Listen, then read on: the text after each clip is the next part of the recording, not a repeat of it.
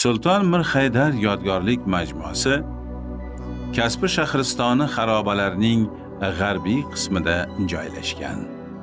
U Kasbining etaklaridan boshlanadi va janubdan shimolga qarab 100-120 metr uzunlikka cho'zilgan hududni egallaydi.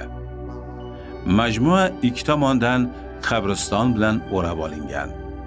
Shuning uchun atrofi devor bilan ihatalangan. Yodgorlik majmuasidagi inshootlar, obidalar bir necha guruhga bo'linadi.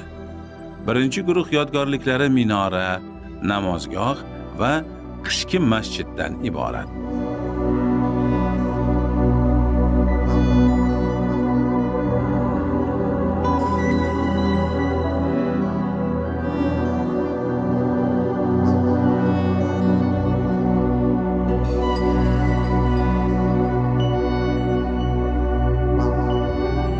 Qishki masjid bilan uyg'unlikda barpo etilgan namozgoh va qishki masjidning asosi ham, tepa qismi ham birikkandir.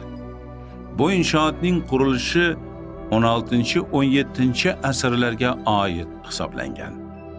Minora esa 19-asrda qurilgan.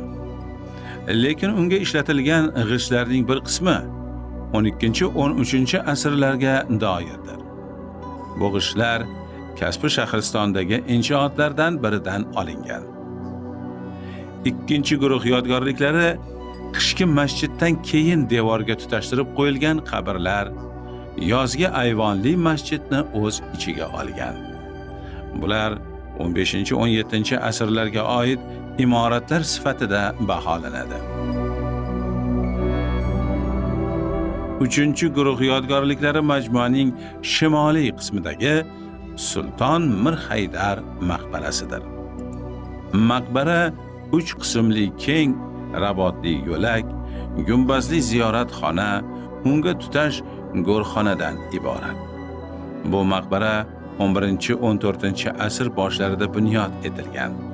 Ushbu inshoot majmuaning eng qadimiy qismi hisoblanadi.